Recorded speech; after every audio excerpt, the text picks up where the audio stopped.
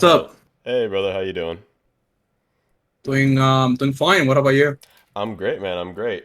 Um, been a huge fan of yours forever, man. I remember the very first time I saw you watching Zero Saga. I'm like, who is this kid? And then you just like blew up the scene, and it's been like, oh my God.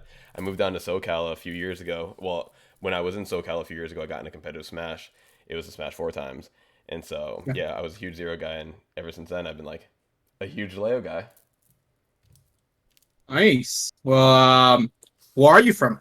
Are you from the US? Yes, I'm from New England originally, but I consider myself from SoCal, from Smash because Yeah. I've played, I've only played locals, never went to any of the sagas, but I've gone to a bunch of locals, a few hundred probably, and but I've never Yeah. played a tournament in New England. All right, then yeah, you're from SoCal then. If you say that you've been to locals there, you probably met me before. We You know, just we, probably we we've been in forgot. the same room before. We've definitely been in the same room before, but I've never like said hello or anything because I'm like, I don't want to bother him. Yeah, I was gonna say that because I think my favorite region in the US is SoCal too. I mean the locals are just amazing. Like Every day of the week, every you get day, top tier bro. Every competition. day, like every single good player, like just trying to win. Like you Exactly. also win good money, and like people from there are like really cool. So yeah, Awesome. Yeah, hopefully when we get back tournaments and such, we'll run into each other down there. yeah, for sure. Because I'm back Oh, home in New England right now, but I come back and forth. But yeah, man, like I don't really have too specific of things to say. If you read what I said before, like I love Smash, I play it a lot, but I use it kind of to train myself for everything in life. So one thing I was really excited about is I forgot I saw you dabbled with my main a little bit, which is Greninja. He's been my main since Smash 4. He's the character that I kind of like would love to be my character that I can, do the most with, like be the best Greninja, win a tournament with Greninja, win get high placings. But I understand limitations and I understand feasibilities, and I'm conveniently enough, I've always loved Joker, And so when I saw that, when I remember that you played Greninja a little bit and that you, of course, main Joker, I was like, this would be a perfect person to try and learn Smash from. Also, because you're the best player in the world. all right. That sounds good. I don't really know how to answer that, but yeah. Well, I'm here to help. So yeah, I if mean, well, I know you you played him, so like, what did you like about Greninja? Like, why did you play him? And do you still play him at all, or did you just yeah. kind of be like mess around with him a little bit and then dropped him? Well, dude, if I'm being completely honest, dude, to be honest, Be honest with me. That's what we're here uh, for.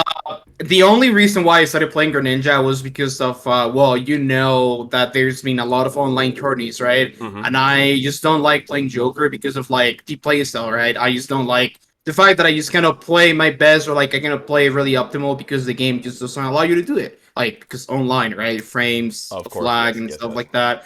So I was like just trying out different characters. Of course, I always play Greninja. I think he's one of the most fun characters. He's really fast, or something like that, right? His Mm-hmm. combo game is this game was like really cool.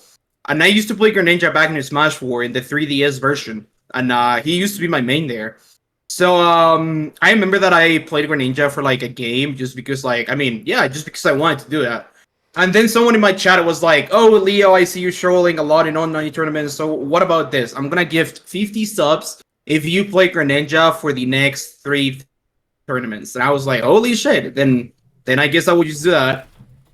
But That's it that's was a good deal. uh, but it was dumb because like I actually never won an online tournament before. He said that about my Greninja, and then like right after I started playing Greninja, I won my first online tournament. So it was like, all right, maybe this character is just like, it's good for me. Maybe it fits me really well, right? He's a fast character. He has a low profile core box. He has a lot of range. His combo game is good. His spacing is like similar to Joker. His auto shield options are like limited like Joker. So like I don't know, the character was like really, I don't know, like really good for me. It was like the perfect pick for me. I don't play Greninja anymore because I just don't like him. Like I already playing Byleth, I already playing Pyra Mithra, but like Mm-hmm.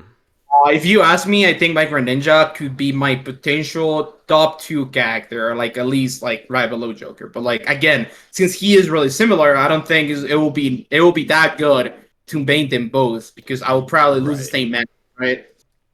Well, I actually didn't even have this written down, but since you mentioned it, what do you think about viability of Pyra since they're such a new character, and I mean, everyone seems to be like, one of them Sheik, and then the other one's more of like a Charizard with a sword. What are your opinions once the online or offline meta gets Yeah. back on? Online meta, I can tell you that they are really good. Offline, I think they're gonna be better. Pyra, like I'm one of those players that think that Pyra could be a little bit better than Mithra, just because of like I think Pyra's neutral game is a little bit cleaner than Mithra, You seem to and like the Mithra, side B with yeah. Pyra a lot, because whenever I see you play her, you seem to be throwing that out more than any Pyra I see. I mean, dude, it's a spammable. I mean, it's Right. probably your best move. Like, why wouldn't I be spamming it? But yeah, and that's actually the one of the reasons why I think she could be better because of like her playstyle is like, I mean, everyone knows that she's slow, right? But like side B just allows you to do too much for the character. Like after you throw out the side B, I think it will be good or like, I mean, let's say honest if you can move when your side B is active, right? But Mm-hmm. like you can actually do whatever you want. You can even get the Fusu combo. You can like go across the stage. You can escape the situation. Like you can reset neutral. So by like literally just forcing your opponent to shield just because you throw out the move, then like you can do whatever you want for like I don't know 3 seconds. I think that's huge. And of course, I mean, like neutral game is just easier in my opinion. Since like you're pretty much not gonna whiff a lot of moves like with Mithra. Like, of course, I mean, I'm talking about online in specific, right? But like, Right. I've seen a lot of Mithra players just like pressing buttons and they're just like getting punished every single time for it. Like, there are some Mithras that like I don't know, they might get like down tilt, up tilt, up air combos, blah blah blah. But like at the same time, they are just not gonna like play the perfect neutral that you would expect from that character. You know what I'm saying? And to be honest, I don't really know if it's because of like online or just because the character doesn't really. I mean, a lot of people are just missing the point. I don't think the character is like that. I think the character is just like character that like will spam moves, will like move around really quickly, and like I mean, she will get damaged, but at the end, I think Pyra's neutral game is better, and that's why you would think that she is better, like at some point. Hmm. All right, that's pretty cool. Yeah, I felt like Mithra was having a bit of like Sheik syndrome for online because like doesn't really translate like fast, light, small. You're usually rewarded with longer lasting hitboxes, and so that's why I had a little bit higher hopes for when offline comes back. I feel like Mithra will be a little bit more viable, personally. Yeah, I mean, she could be probably the best in the game, in my opinion. Like, I'm not really talking about like Mithra in a specific, but I'm talking about like both of the characters, right? I'm thinking about both of them, Hmm. and Do you? I think that is really broken, dude. It's like you said, like a character that's like chic, that like can literally do anything in neutral, that can move really quickly, that like literally have combos, whatever. It even kills. Like it's stupid because like you get combo and you're like, oh, he's playing Mithra, he's not gonna kill me. Then like you got like 120 and you die and with like a force smash or like a neutral beam. It's like, dude, I mean, you didn't even have to go Pyra to kill me. So like, what the fuck? And sometimes like Right. you might use Pyra in the beginning just to get like the cheap damage, or at least is what I do. Like I use Pyra in the beginning, I get a grab, upper into fair, you get like 60%, I switch to Mithra and then I kill you. It's that easy. Like the character is definitely more complex than people think. That's funny because I feel like a lot of people give it the opposite approach where they're going to start off the stock almost like with Squirtle, and they're going to put on a little bit of damage, 45, 60%, and then switch to the Ivysaur slash Charizard in Pyra and try to finish the stock. But you are taking an opposite approach, saying that the lower percentage combos are a little more consistent. Well, not maybe more consistent, but they're more higher dealing damage with Pyra, and Yeah. then you're going to use the movement to actually finish the stock, which I think is brilliant. Um, cool, man. Do you attack cancel a lot, or you just go for RARs?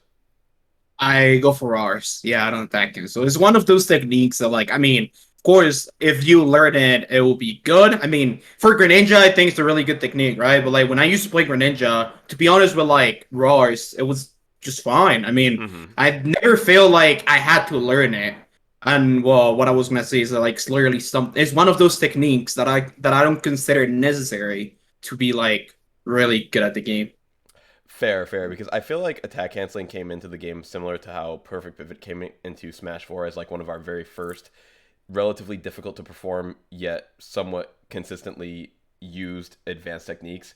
But I felt like Perfect Pivoting had so much more utility. I mean, well, then that was another reason why your gameplay in specifically in Smash And 4 was so Smash 4. good, was because I feel like everyone knew about perfect pivoting, but then you specifically showed how well utilized it could be, almost especially like when you were spacing from the ledge. One of the things that I missed the most about that game. But yeah, I've never really personally felt like the utility was gained from attack canceling. But being in SoCal, every good player I talked to, like, yeah, of course I attack cancel. I'm like, oh my god, this hill is so tall to Yeah, battle. I'm like, I mean, yeah, I mean, it's stupid because they think they are good just because they know how to do that. It's funny. Well, it's from a lot of the good players too. Like I won't name names. Like I know a lot of great players that I'm like they're just so good. And so I feel like SoCal may be a more technical region, and that just is by way of the so many good players. Um, you play on a GameCube controller, I assume. Yeah, I do. What's your button layout? Just out of curiosity, or like your controls? Because there's so much to Yeah. it. No tap jump. Hmm. I don't like it since Smash 4. Sensitive high, I think. I Yep. think the stick is on sensitive high, yeah, I think. Hmm. Uh I jump with X, of course. I use a special move on R You just for say you like say of some. course, but I grab with X. I jump Oh with well, I Y. mean, yeah, it depends. I use dual stick too, Okay. but like to be honest, I could play the game. I could play the game with any configuration if it wasn't because of like tap jump and tilt attacks. I think those two are probably the most important for me. Like if you give me a controller setup, just like but with not having those options, I would probably just like, dude, I would just probably SD. I mean, Like I wouldn't want that's why I've always been so impressed with. I mean, just for in SoCal, I believe Elegant. I don't know if he still does, but he almost always used default. I'm like, I don't know how you just do that. It's just incredible that some people have such different preferences in their control schemes. That's kind of what I would have expected. I don't know why I thought you used Smash Stick. Did you ever use Smash Stick? I did. It was actually till 2019 because like my whole career in Smash 4, I used to play with the Smash sticks. Mm-hmm. I don't really know why. I never considered it like really necessary to change to tilt sticks, but it was until this game. And I remember the exact tournament that I figured out that it was like necessary for me for my gameplay in general. Because like when I used to play Joker, I used to like. I mean, you know that he basically doesn't have any adaptation options, right? Of course. So every single time I was grounded and I was just like in that neutral situation where like someone lands above me and like we are both shielding, I really feel like I had to jump every single time because if I decided to go for like a down to an up tilt or like an F tilt, I would just lose like a lot of frames since I will have to like stop shielding, then move the stick, Yep. then press A, right? Of course. So and I was like, holy shit, like I think I need to change my controllers, and then like I tried it. And it's really funny because Evo 2019 was actually the first tournament that I played with toe stick. That's an It incredible was like fact. I figured it out like 1 week before Evo, and I was like, no, dude, I gotta change this ASAP because if not, I'm gonna keep Wow. losing. And yeah, I literally started playing with that controller scheme like 2 years ago. Well, yeah, 2 years ago. Well, Let's you say. 2 years real time, but if you want to compare when Evo 2019, wasn't that like essentially the last big tournament we had, or was there anything else after that before the pandemic hit? Yeah, there was like another 7 months of competition. Like there were like That's a lot right. of big tournaments. I get so many things mixed up, especially being going back and watching the replays. Um, cool, cool. So let's see. What are maybe like attack canceling? You already kind of touched on this, but what are some other techniques that are in maybe Smash Ultimate that could be unique to Smash Ultimate that you find maybe particularly overrated or underrated? Things that you think people aren't like giving enough attention to or giving too much attention to? I think the two most overrated techniques are definitely, or at least for me, is attack canceling and double jump. The install double jump. The instant I double jump. think that's not really necessary. I mean, to be honest, I've seen a lot of players being like, "Oh yeah, bro, I'm getting this combo because I started using instant double jump." I'm just like, dude, you know that like you can do that with like without using that, right? Like you just want people to watch you, like you just want people to like I don't know, maybe you just want to feel good, right? I mean, of course I have nothing against like those kind of players, but I really feel like it's something that's like if it's not completely like unnecessary, I would say that like it's at least not useful for every single player. Like if you know the frame data of it, or like if you know the range of your moves, I'm pretty sure that like you don't need any of that. Like and I can give you the example. I played Byleth, and to be honest, when the install double jump technique came out, there were a lot of people that were saying, "Hey, bro, if you use this, you could have get like nair loops, and then like you could have get like a lot of damage, right?" And guess what? I know how to do that. I do that often without double jump. So Mm-hmm. it's like it's definitely not something that you have to do to like do those combos, right? Mm-hmm. And I would say that those two are probably like the most overrated techniques, and the technique that people need to stop. Like I need to start looking at. I wouldn't really know what to say, but I think it's something really stupid. Like it's something that like I had never talked about or like I haven't seen many people talk about it.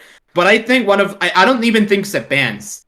But one of the things that I feel like people haven't even considered that much, at least for the early meta game, is the fact that like when you grab at the same time, you like you just get separated. You know Mm-hmm. what I'm saying? Yeah. Like you know that like if you try to grab like your opponent at the same time that he does try to grab you, like you just like reset neutral, right? Yes. I think once we know how to like use that technique, I think grabbing is basically gonna be useless. Because I still feel like a lot of people still tend to go for like spot dodge or like just roll away or maybe do like an aggressive option instead of like, oh, if he's trying to grab me, I'm just gonna grab. And then no one's gonna get grabbed. I think like I might be wrong with this one, but I think that's something that's in the game that we all knew super early in the meta game that nobody uses right now. And I mean, it's really hard, dude. Like if you see someone approaching, you're gonna be like, oh my god, I need to escape, right? I need to do something. Mm-hmm. But in reality, you just need to grab at the same time, and then like Does that there's occurs no risk. when you grab and attack at the same time, or it like say it's just two grabs collide? That's right. Because Yeah, it grab is would when be two attack. grabs collide. Okay. Yeah. Because So if like, it's imagine, going I don't straight, know, like yeah. Sonic. Like Sonic's a really fast character, and like he tends to go for options like, oh, you're shielding because you think I'm gonna spin dash. I'm just gonna like run at you a grab. But what instead of like keep shielding or like spot dodge and then risk for something else? Like you just go for the grab and then like neutral is reset it. Like I think that would be really huge once like people start using that more. Okay, okay, I like that. Yeah, because that's such a basic thing that we kind of all know about it. It was just kind of thrown in there with like, universal jump squad is 3 frames now, and then also if you two people grab, this happens, and then just a bunch of other random ultimate things. But no one ever, yeah, that's nothing that I hear spoken of very frequently. Let's see. So, how do you train when you're just like by yourself, or you have no one to train with, no Wi-Fi, like no one in the room? Like if it's just you in the training mode, like what exactly do you Yeah. do that you feel like is worth your time or has gotten you to where you are today? Um. Uh, I think I was the player that I spent the most time playing the game by myself. I used to live in a really bad area for Smash when I was a little kid, Mm-hmm. so I basically didn't have anyone to play with. So what I used to do was like wake up before school, and I used to play like 1 hour of the game with like CPUs or like use like practicing my spacing, my perfect pivot. I mean, I'm talking about the Smash, right? Yep. But now in Ultimate, I really feel like it's really hard to like really do something by yourself because like again like you were saying there's not really a technique that like will make you immediately better like instantly better like perfect pivot back then in Smash, right? Mm-hmm. Like you literally had to get used to it, like you literally had to have that frame perfect pivot if you want to take advantage It of took it, me two right? years to learn how to do it. Yeah. And After, it's like, yeah. and it's something that like people don't really need to do in this game. It's just like really easy. Oh, bro, yeah, this combo is free. Then you might just practice it. To be honest, the most important thing to train by yourself, I'm pretty sure, is movement and spacing. Still, Mm-hmm. movement and spacing are probably the like my favorite things to do. And for that, I used to go to training mode. That was literally it. And then like. I don't know. I stayed there for like 1 or 2 hours. Then I try to execute it in a real game with a friend. But that's basically what I did, or like that's something that I would like people to do more because I think well, like movement and spacing play a really important part in this game. Well, the thing you kind of say spacing almost like so casually, but you're really known for like to be the master of spacing. So when you're in training mode, a character is essentially just standing still. Like, how do you practice spacing in an area in an instance like that? Like, are you just literally like they're standing there? You're just kind of trying to hit them and then trying to see like where's the one pixel where it's not going to hit, and then just focusing on that, and then you work on a moving target Uh, after that, or do you set them to like jump or something? exactly. Yeah. Okay. Yeah. I used to do that. Exactly. Yeah. Yeah, go pick, I get like used to one do step that. away, pixel by pixel. I feel you. Yeah, I used to do that with Marth a lot back Hmm. in the Smash Bros. So I think I got really used to it. Of course, Marth is like probably the character that I make literally makes you be better at his Right, spacing. right, I right. think it's the character that's like the hardest at least to get like the right spacing when you're playing against someone, right? Because other characters are just like really free to space with. Some characters even space for free, like they don't even have to do like space. Like their moves will like will just space for them.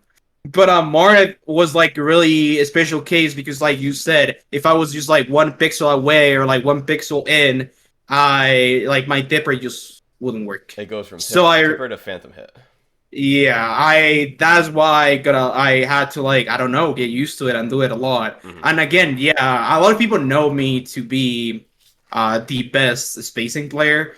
And to be honest, I think it's just the fact that like I used to practice my spacing a lot. And like when I used to go to training mode, like instead of like just hitting a character that's like standing right there without doing anything, I was just like, oh, imagine that there's a situation happening right now. Imagine that like I'm getting hit, so I need to get out of it, and then like I need to get a tipper, or like, oh, I'm gonna approach this way, or like, oh, now I need to use backer, or like now you're a stage, I'm gonna try to backer you, and stuff like that. It was like basically just that thing that made me really good at it, just by like.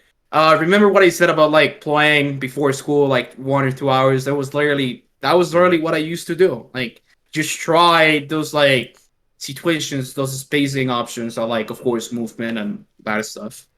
Cool. I mean, yeah, practice makes perfect. That is all you can really. Why am I not surprised? Why am I not surprised? So for you personally right now, because you have all these characters that you're so good with, and I'm assuming that when offline comes back, you're just going to be a not just going to be a Joker main, but um, since you wouldn't play Greninja because he's so similar, like who do you consider to be like maybe your secondary or even tertiary if you had to have a third character? If I had a third character, that would definitely be Pyramithra. But for now, I really want to play Violet. And Okay. it's just because of like, I mean, I know that Violet is not really the best character, right? And like, he might be worse than like people think or like what I think. But I really feel like I haven't really done anything with Violet. To be honest, Violet is the only character that I've been like if you ask me, hey Leo, how much have you been playing Smash since quarantine started? I will tell you that like I've been playing Smash at least like 50% of what I used to play before quarantine. Like it Mm, was like I've been playing so little, yep. and 90% of that is being Violet, right? Because like I really like the character. And, like since he came out, I was just like in love with the character. I play his game, and I was just like, oh, like this character is probably one of my favorites. I really like his playstyle. I really like that like people still don't really know the matchup. That people still think that he's bad. So it is just me. To be honest, like if you told me that Violet is really bad, I would just switch to Pyramithra to have like a secondary. But I really want to give him the chance, right? Because like when he came out, I was only able to play one tournament with Violet, Hmm. and I mean one game that I did against Meister, and I won, right? Yep. But like I really didn't show everything that he could do. So once offline comes back, I really want to play Violet at least for like 1 or 2 tournaments just to see how he really is and like real competition. And then after that, I would just decide what to do. I think that is going to be some of the best. That's the best for everybody because people are going to love to see it, and then you get to play your favorite character and go from there. So that'll be awesome for But Smash. I will also get to lose if it doesn't work, so that's not really nice. But at least I will learn. At least I will learn something new. Exactly. I mean, losing is only bad if you learn nothing from it. Is something that I like to teach, tell myself a lot. Yeah. I never would have thought of this question, but because of the way that you just said it, like Meister is such a good player, and I never really heard him much in Smash Four, so I'm not sure if he rose to prominence in Ultimate, but he bodies everyone. But you body him. How do you have like such a good like? How do you beat him so Record hard, and against. he beats everyone else so hard? It's because a lot of like I mean, because Yeah. I watch you play Tweak, it's close. I watch you play Samsora, it's close. Mars, it's close. Esam is close. But Meister though, it's never close. That's funny. Yeah, dude. I mean, to be honest, yeah, I do consider myself being the best against Game and Watch and against Meister. I'm not gonna lie, Meister's an amazing player. To be honest, everything he does, like people might be like, "Oh, he's smashing, bro. How is it working? This game is so bad." But to be honest, dude, he conditions you pretty well. I mean, he's an amazing player. He wouldn't be top six in the world if he No, wasn't because that's he's why good, it's right? shocking how good you do against Yeah, him. I'm like, I've seen Meister bidding everyone, and everyone is like, "Holy shit, what can I do against Gamewatch?" And then like, I'm just bidding Meister with any of my characters like real badly, and I'm just like, It's like Mango in Melee. Like it's not even really fair. Like for his perspective, like because you must be his Smash demon by a mile. So that just it's just incredible to see the meta like that. yeah, like if you ask me how I beat him, to be honest, it's just the fact that like I'm not gonna lie, the first time I fought him, it was insanely hard because I used to have that mentality of like, "Yo, Meister's a masher, how is it working?" But Hmm. then after that, I realized that like I don't know. He has like this really weird playstyle that like people don't really understand. That he's just like he's playing like if he was a little kid. He has like I mean, of course I don't want to say like bad things about Meister because No, he's my buddy, but I took that like in a good way as like he plays the game with like enthusiasm and like he loves it. I didn't think that you meant he, he sucks like a little kid. I mean he doesn't suck for sure, but like sometimes I really feel like he's just new and he just doesn't know what to do and Mm, like he's literally losing mm, like real badly, right? Like just because he loses so badly, he doesn't even have time to adapt or like even understand why he's losing. And I'm pretty sure that like if you ask Meister why he loses to me, he would just be like, "Oh, he knows the matchup pretty well. He knows my habits, and he's the best player." But in reality, there's just something like there's something else about it. And of course, I wouldn't really be able to tell you what it is, but I'm just like Meister's demon, like you said, like is one of those players that like I don't know. It's just bad. It's like one. It's like when your internet connection is not like it doesn't go well with mm. like other internet connection. Right, It's not right. compatible. It literally is like that. Like I don't know. I played with people from like Korea and it's like perfect connection, right? But I played people from like Texas and it's like bad. But it's Right. just because it's not compatible. It literally works like that. Maybe I'm just like his enemy, like his enemy, like by nature. Maybe like I was born to beat Meister. Maybe You I don't know. you are the orange. You're the orange juice to his toothpaste. Like it doesn't matter. Yeah, Like he always brushed his teeth, and you're always that citrusy thing that's gonna make it worse. yeah, Um, but I like, yeah, it's really funny. It's actually really funny. so completely. Well, I guess I'm gonna lead in. I kind of like leading into things because you mentioned adjusting, and that was one of my questions. This is not necessarily because I've seen you adjust so great. In fact, like this is not a slight because I've given you so many praise. Actually think you're one of the not slower, but like there's other top players that adjust faster than you. So Mm. how do you take the adjustment approach? Like what do you um I feel like you almost adjust between games more so than in game because people don't say like last stock Leo, they say game four Leo, and that's just such a thing because once you're like down, it seems like you've taken a breath and you're like you just activate something. What is that something that you just kind of seem to pick up, if you can even say, because it's such a difficult thing to pinpoint, I'm sure. It is really difficult. Yeah, I think it has to do with a lot of things that I will explain in a minute. But it's like that little thing I told you about Meister. Like sometimes you're just like that kind of player that like just have this mentality and like to be honest, like yeah, I agree. I'm not like the fastest player, but I do consider myself to be the smartest player just because like the way I play. I'm always gonna be like you will never see me give up like other players. Like you would never see me like, oh, dude, I cannot win this. I'm just gonna like complain. Oh, Wait, I'm I sorry. cannot win Could you this repeat that? You'll never see me do what to other players?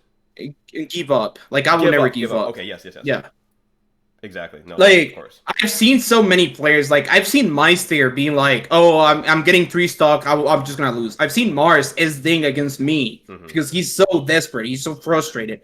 I mean, what happened to Tweak at Evo after being winning every single game? He just talks about like how my mentality is like just way stronger than his. Because I mean, of course, I'm not gonna tell you that like I can't lose because my mentality is like that good. I do not consider myself the best, maybe like technical wise, because I really think that I'm not.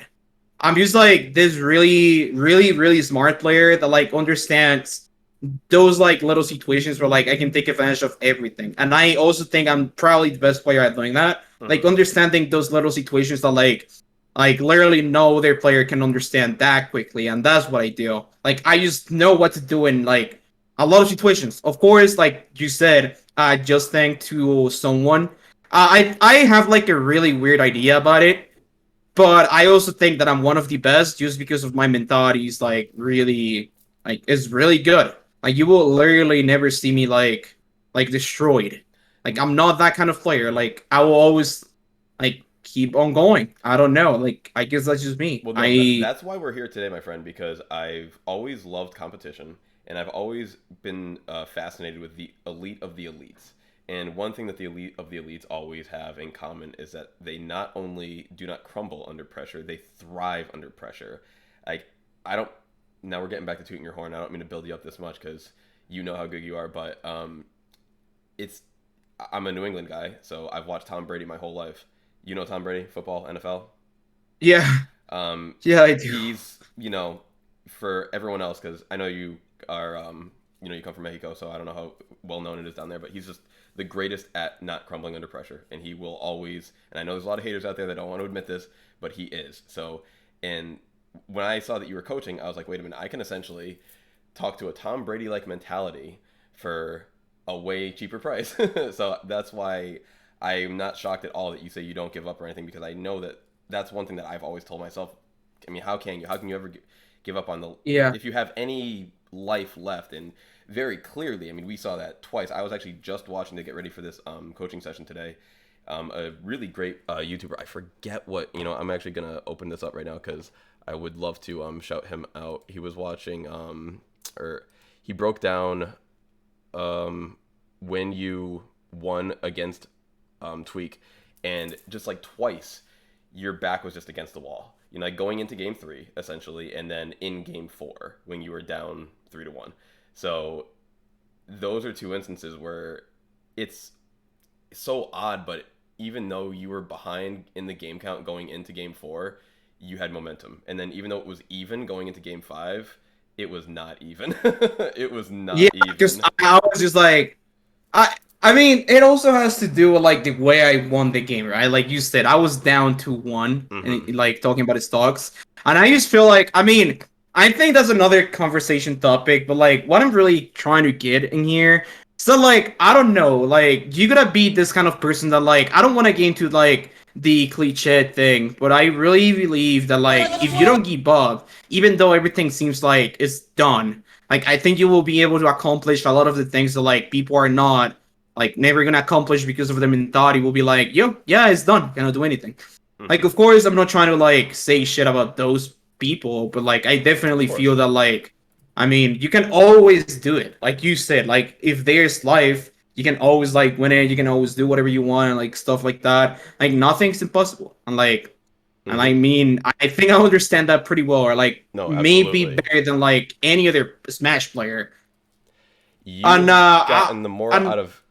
You've gotten the more at high percent one stock and with a sliver of arson than any player in Ultimate to date. So yeah, absolutely, exactly. And like I'm just like that. Like I really like competition. I really like playing against other people. I really like winning. of So course. like when I lose, it's like you said, if you didn't learn anything from a loss, it literally means that like it's bad. But if you learn something, it means that like I mean nothing's bad. Like losing is just a process, bro, that you need to Of follow. That course. you need to understand that like you need to follow in order to like become the best that you could be, right? And in this position, I really feel like I don't know. I was like I always been like this kind of person that like I might not really get like my best because like of course I'm not gonna lie to you. I was like my best in game three and game two and game one, but like in game four when I failed when like in my heart in my head I really feel that like yeah I'm gonna lose. I'm losing this last chance. Like I don't know something activated like you said, and I instead of like just give up and instead of like just start playing worse, I started playing better because of like how I am as a person, right? And I don't know. I think that was just like really huge. And of course, I mean, losing game four after being up three stocks.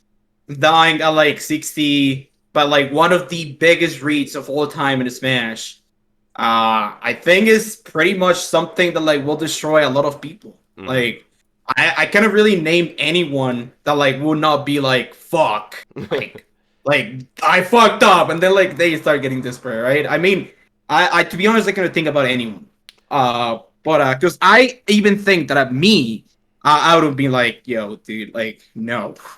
But I mean, yeah, I mean, Now, I think that's my explanation in that. It's just the way I am. no, that's perfect. And in that same vein, because I'm picturing myself in that seat against Tweak in that high intensity, and I know at that one moment, now this is just me, my hands always sweat, but my hands would be sweating, my heart would be racing, and the one thing that I would have to mentally focus on for at least a moment I know it would take me out of the game is my breathing.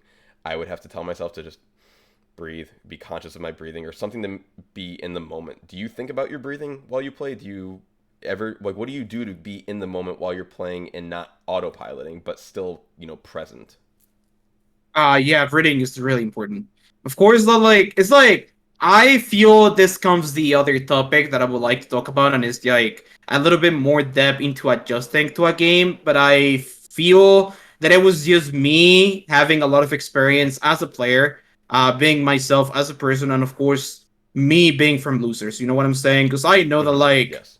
I think it's really important. Like we've been talking about something completely different, but to be honest, like when you literally have nothing to lose, I also think that like you might play a little bit better. And I mean, in reality, I lost in winners really early, and I made one of the greatest losers run in Smash, right? To get to grand finals, and like losing to Tweak wouldn't like wouldn't have been something that bad for me, right? Like I was of course considered to be the best player in the world back then, Mm-hmm. but it wouldn't have been that bad since like I lost really early. I mean, people probably expected me to like lose. I don't know, get like 17 plays or like something like that, right? Yep.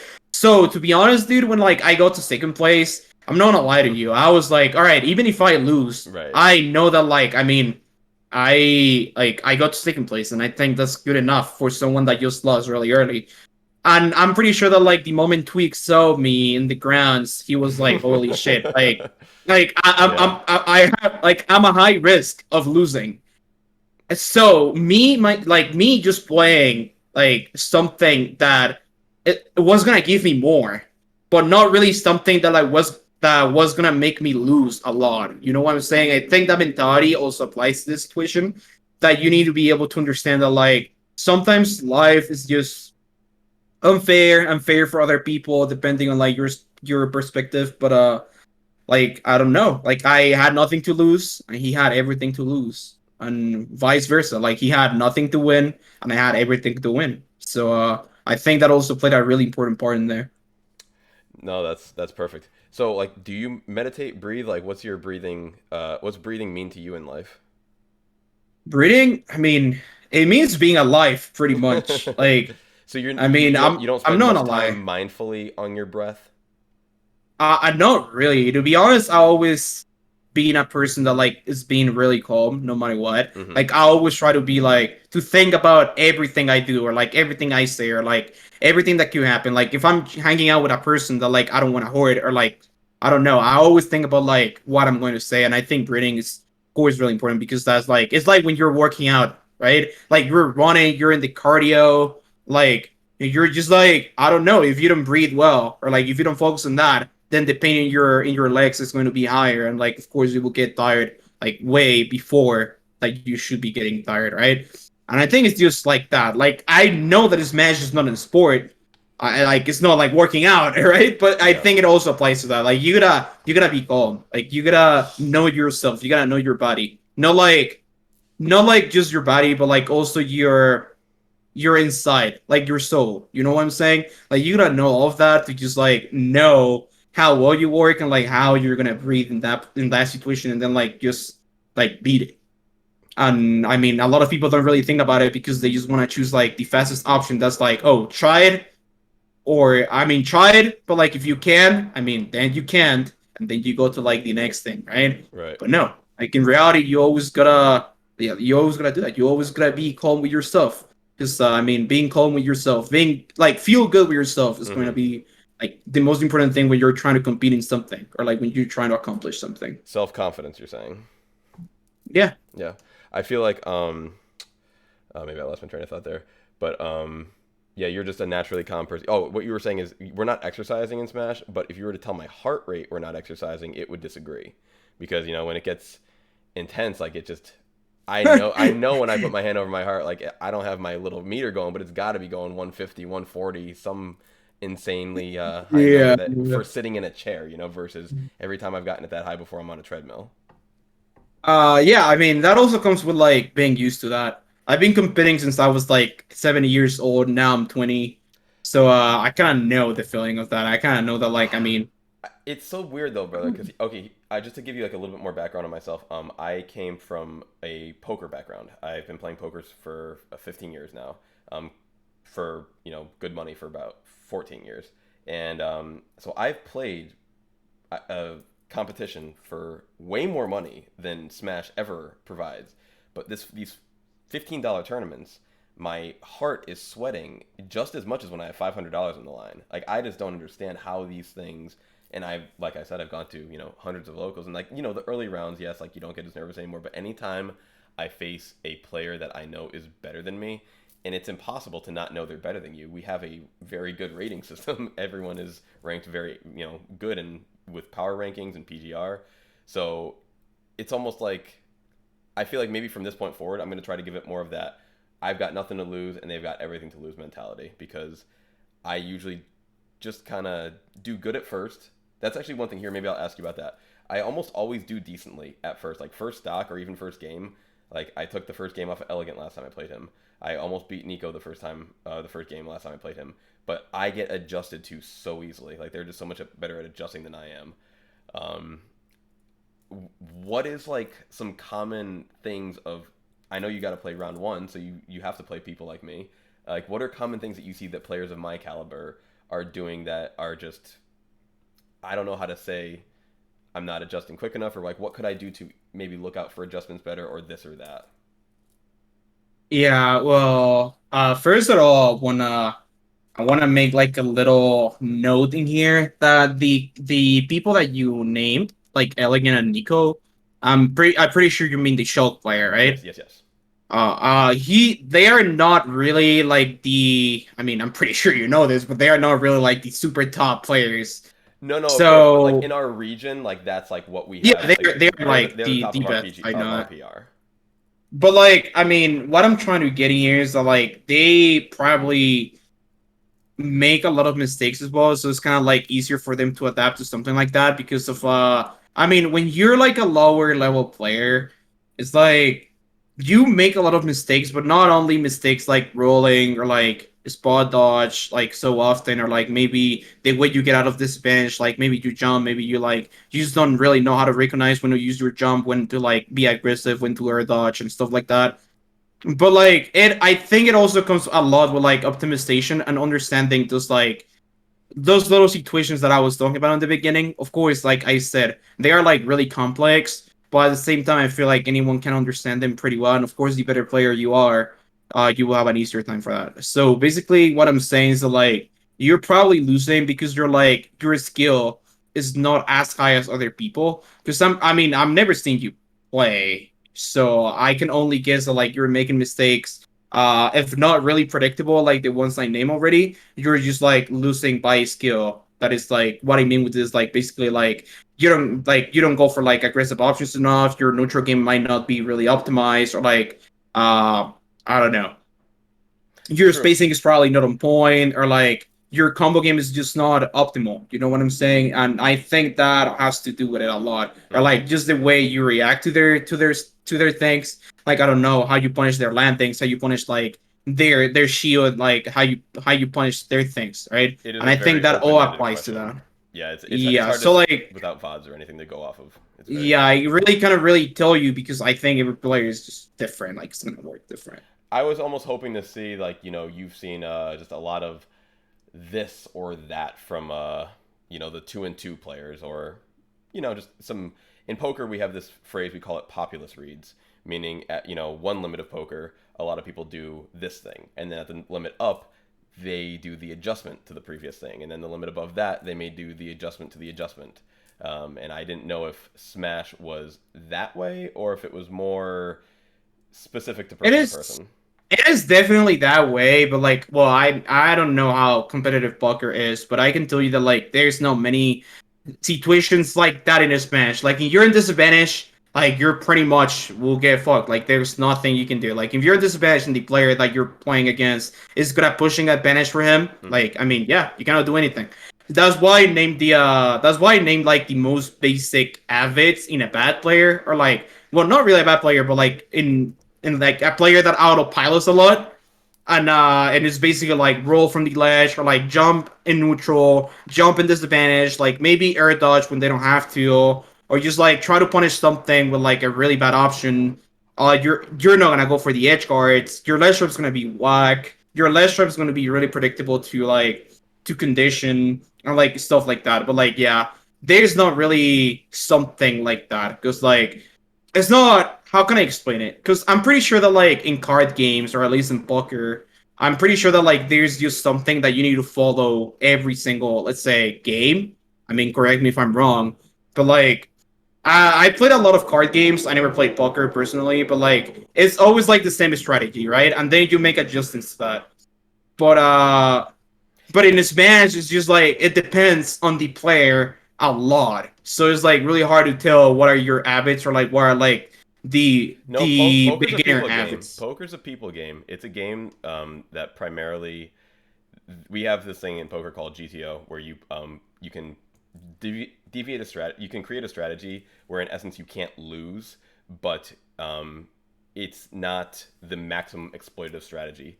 Whenever I try to explain this to smashers, I usually use Game and Watch up B down air as like a relatively GTO strategy because until you think of the adjustment, it's just a good thing to do. It's just hard to punish. It's very fast and it's a good out of shield option.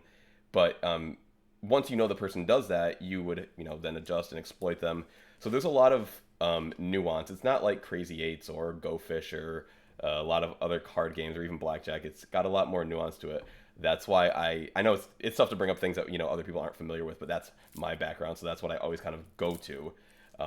But it is a people game that you always say play the player, not the cards, or play the player, not the anything. And Yeah. coming to Smash, it's of course the same thing. But I'll give you one example. I remember I was playing a good friend of mine. His name is Muffin from Mars. He was just destroying me because I was double jumping back onto stage instead of like going low and using my double jump and then up being and just going safely to the ledge. And he was like, that's something that like a lot of players do. So like I just told you to not do it anymore. And since then I haven't done it. And I've also noticed that in a lot of players that are what I would consider less skilled or less experienced than myself. So I guess that was the kind of thing that I was curious if you had seen. Maybe like some people like they always jump from platform or they always do this or they always do that, and then at the higher levels like they do other things as a mix up. But it's all good, because that's just such a oddly specific question. Yeah. It's like I said. I mean, to be honest, if you ask me, I think fixing the problem that you just named is really easy. I mean, it's something I really just don't know how to explain it. Of course, I've been coaching a lot of people, so I've been seeing it a lot. And every time I ask them why they do that, it's because like they are literally not thinking. Uh, uh Fair. and I think that's like, and I think that's like such a like an habit that like, I mean, of course, like it like you could get desperate, or like you might be feeling pressure or like stuff like that. But at the same time, it's just something that like if you have common sense, you will not do it, right? Because I mean, the main goal of the game is getting to the ledge. I mean, that's how you're safe. Oh, like unless someone is like trying to edge guard you, or like someone is like fishing for something off stage, you should never try to recover with a double jump, of Right, course, because right, you will right. lose your double jump, right? But I don't know. I don't think there's like an habit that a lot of bad players do. I Hmm. think that's just an habit that like a lot of autopilot people do. No, And that was actually an a autopilot is super like different. that was a poker answer. Like that was something that a poker coach would have said, because it's very common to ask you, why did you just do what you just did? And based on the student's answer, you can then correct their mindset and or whatever else they're thinking about. But you're doing the same thing Exactly. in Smash, so I think that maybe you actually would maybe be pretty decent at poker. Good. um, let's see. So for someone, this is gonna be like another. Well, actually, before I get to this, because since we're still on adjustments, and I don't want to completely forget this. Since we were talking about Evo 2019, this video. Have you ever seen this YouTuber? His name's Pop T1. He makes really good content. Up to one. I think I heard about it, or Okay, like watched one of two videos of him. he made a. This was the video that I was talking about earlier. I found it while we were just talking, and he was just kind of breaking down a lot of things. Like he broke down your set with Tweak and Grand Finals just beautifully. Um, I'm not going to go into the whole thing about it, but one thing that I did notice, and it was related to adjustments, was he literally counted how many times you and Tweak rolled in game one and in game two. Something like, in game one you rolled 3 times, he rolled once. In game two you rolled four times, he rolled twice. Something very small. And then in game three you rolled 18 times and he rolled 4 times. Was this a conscious decision to just be like, I'm rolling, bro? Like, like what? How did that happen?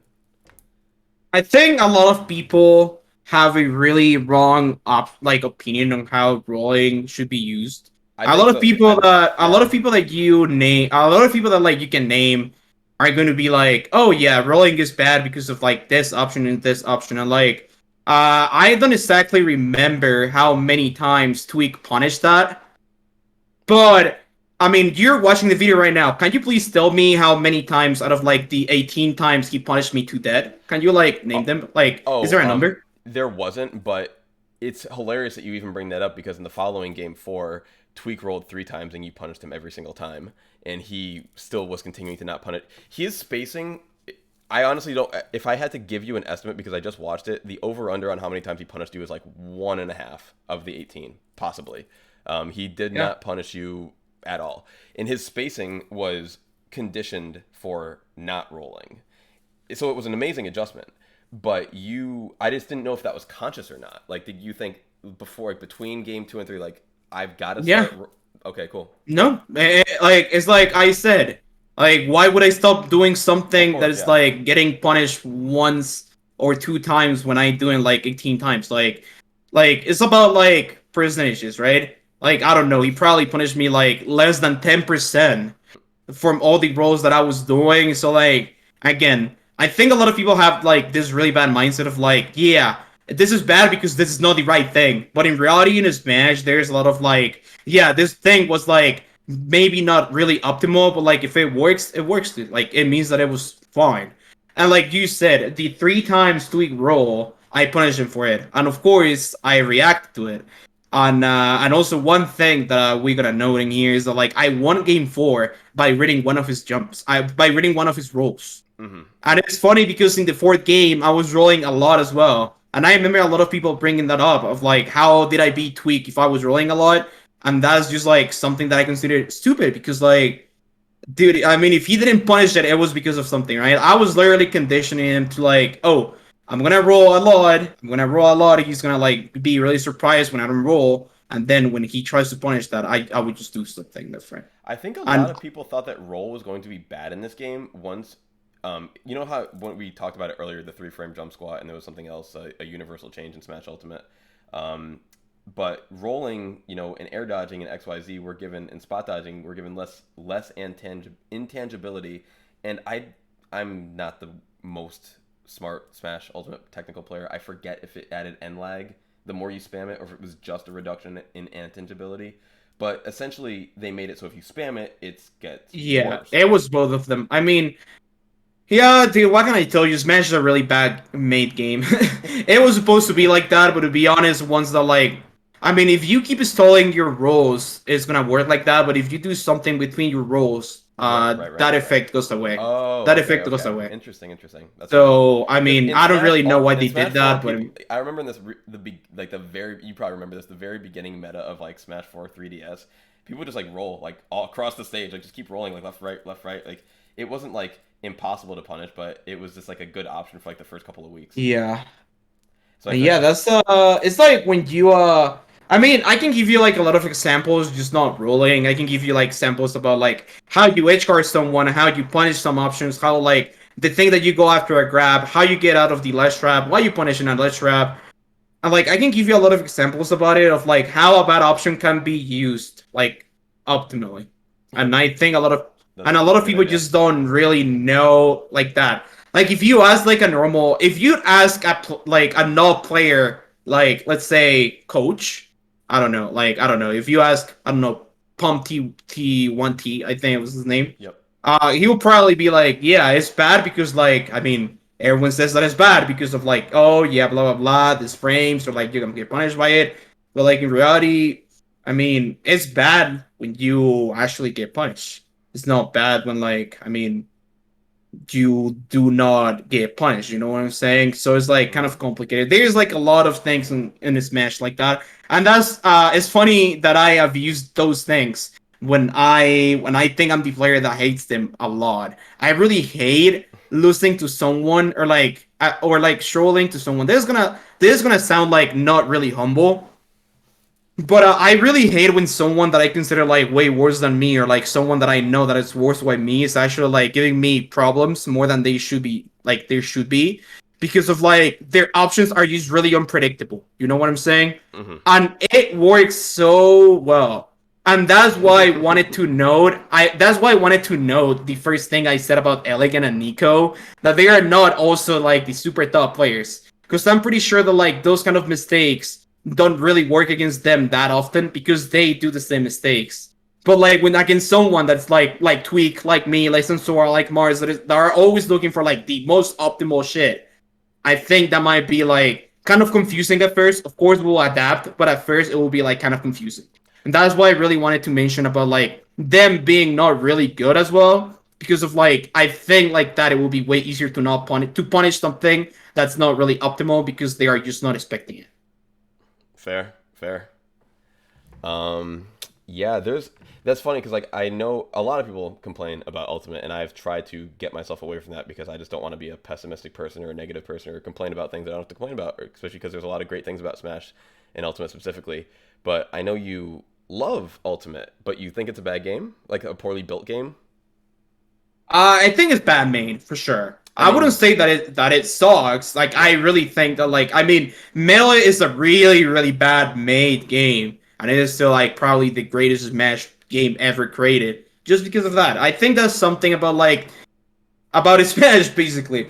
So I love Ultimate. I don't think it's a bad game. I think it could be way better since like it came out in 2021. So having I mean it's not even about like having mistakes like that, dude. It's about like its competitive gameplay is sometimes it just doesn't feel right. Sometimes you will just of lose because course. the game says you lose, basically. Or like your moves doesn't work and like things like that. No, And I can give you I like a felt lot of that way too. examples. Me and all of our friends feel that way, but I just didn't think that you'd feel that way because I've heard you say that you love the game, and a lot of people who are not like the best are very negative. That's why I'm saying I'm trying to not be that way. But I've heard you specifically say that when I heard you say I love the game, I'm like I need to take that approach because I can't be hating things. I can't hate anything in life. I'm not a hater. I'm a lover, so I got to be loving it and finding the best out of it. Hate just brings me down. So it's just good to know that you still love the game while accepting its limitations and frustrations. Yeah. I'm gonna tell you something funny. Something about like something really, really funny. When the game came out, we had a group in Twitter with a lot of people that were like good at back in Smash where we had like Zero, we had Nairo, we had like me, we had Tweak, we had Salem, we had like a lot of top players, right? Mm-hmm. And I remember that like they were talking about like how bad Ultimate was. And they brought up something really funny. They said, I think Leo is the only top player like that was a top player in the Smash Bros. That likes Ultimate. And I remember Tweak saying, yeah, because he doesn't do anything cool. And to be honest, I actually never understood why he really meant by it. Yep. I didn't really understand if he meant that like just the way I played the game makes me like the game a little bit more. In reality, I think this game is sometimes bad. It's actually sometimes really unfair. But it's just really funny that like some people really think that the way you play the game makes it good or not. Because I remember that like everyone was talking about like yeah, Ultimate is boring, it's repetitive, it's like really linear, it's like bad. And to be honest, I think it's probably like the most balanced game. Oh, for And that's sure. what I mean. Like I don't think the game is bad. It's just like sometimes it can be really unfair because like some multi hits are not like properly working, or like some of your recoveries might like not grab the ledge, or like some grabs might not kill and stuff like that. Like it's not something about like the game being bad competitively. It's just about like something being bad optimized. But I mean, it's not our fault basically. No, And I it's just agree. like so many, like there aren't so many options like that or like situations like that. But I mean, I'm pretty sure that like at least everyone that's a top player, or like at least every single player in this game have lost a game when they didn't deserve to lose it. Oh, for sure, for sure. Um, Unlike the note of the mechanics and this and that, like one thing that I was always weird to me in Smash 4 was how you could C-stick nair if you were playing tilt stick and you threw the stick in the Yeah. corners. And I was like, oh, thank God we're gonna play Ultimate now, no more C-stick nair. And now because of the buffer system, we have You C-stick nair. actually get it. You actually get it. I Yeah. was gonna ask if you personally have found a consistent way to not get seasick. Is it just timing? Do you just have to wait? Is it I can't be quote unquote frame? You have to Uh, almost be frame perfect with your C stick in the air. I don't think you're gonna be frame perfect for UC stick. I'm gonna tell you something that might not help a lot, but every single area move I do it with A. That's why I never suffer from that. No, that's actually like a great that's something I've been thinking about doing just because I don't want to deal with the variance of the tilt stick or And the C stick I'm anymore. also gonna give you like a really nice advice in that. A lot of people get the C stick nair when they are trying to like buffer it, like you said, Yes, like right? Because off of the the timing ground. is not as good. But like that usually happens when like someone is trying to rise, like rising fair, Yes, right? yes, Rising yes. back or something like that. Yep. So like if you want to avoid like getting the C stick nair, I would recommend using A for rising aerials and C stick for falling aerials. That will give you, I mean, falling cystic will be way better for you since like you can move both of the sticks, right? So Right, right. your air drift will be like way better than like just pressing A and like make it like add direction, right? Brilliant. So with stick you can actually go left and right at the same moment instead of like just going right both times. You know what I'm And saying? that And I also think that that helps you a lot. no, that takes away. Something I forgot about. Because when you do the C stick nair buffered off the ground, if you do it in the left or right and you actually get the proper input, there's like a little bit of drift that like you may not want. Like in Smash 4, you could jump fair as quickly as possible, and then you would land in the exact same spot that you took off from. In this game, it's almost like it takes the right or left input and it does that before it does the A macro and it pushes you before the aerial comes out. I'm sure you've Yeah. noticed this. So like that so what your method though is perfect because it gets rid of that as well as seasick nair. I love it. That's really smart.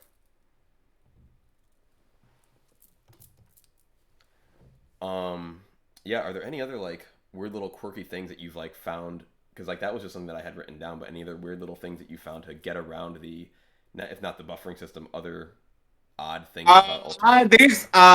There's something that I get asked a lot. How do I turn around so quickly? And that's something that like you might say, oh yeah, bro, you just move the stick slightly to the other side. But that's actually not true. The way I do it, or like at least this is not really the specific reason why I don't like using tap jump. But the fact that I don't use tap jump helps me a lot with it. Uh I know that you cannot really see my camera. I think I'm gonna turn on my camera for this just because I want to show you. Sure. All right, you see this right? Yep. So like instead of doing this input, just like blowing me to the other side because you want to turn around.